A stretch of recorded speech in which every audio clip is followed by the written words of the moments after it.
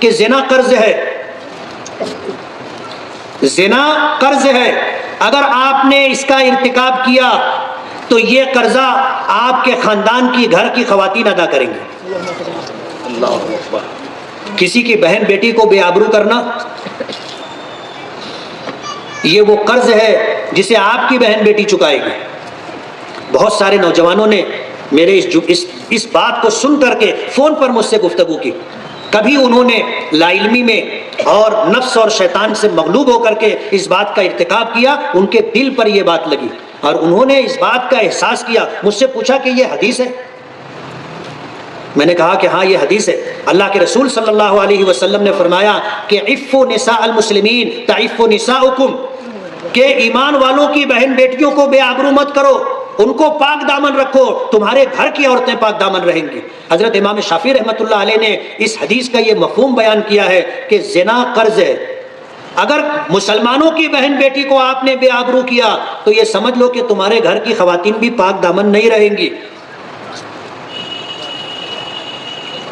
عفوا نساء المسلمین تعف نساؤکم، اسی جگہ سے میں نے یہ پیغام دیا تھا، آج اس کی وضاحت کی۔ میں یہ کہنا چاہتا ہوں کہ پھر وہی زمانے جاہلیت والی ساری وبائیں، بلائیں اور سارے جرائم عام ہو چکے، نوجوان ہمارے نشے کے عادی ہو چکے، راتوں رات مالدار بننے کے لیے جوئے کے عادی ہو چکے، مختلف نشوں کا شکار ہو کر کے اور موبائل پر بلو فلمیں دیکھ کر کے آج سماج اور معاشرے میں ہماری ماں اور بہنوں کو بے آبرو کرنے کے پیچھے لگے رہتے۔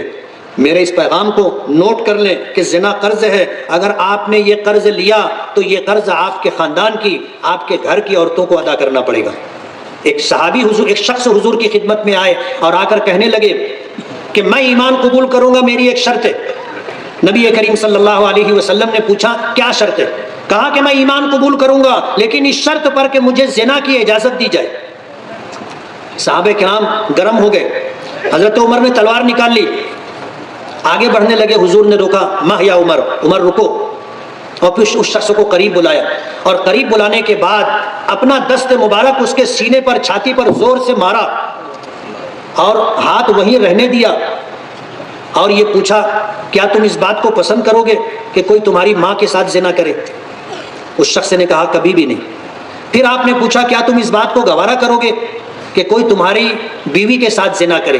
اس شخص نے کہا کہ کبھی بھی نہیں۔ پھر حضور نے پوچھا کیا تم سے یہ برداشت تو ہو سکے گا کہ کوئی تمہاری بہن کے ساتھ زنا کرے؟ اس شخص نے کہا کہ کبھی بھی نہیں۔ حضور نے فرمایا کیا تمہاری غیرت اس بات کو برداشت کرے گی کہ کوئی تمہاری بیٹی کے ساتھ زنا کرے؟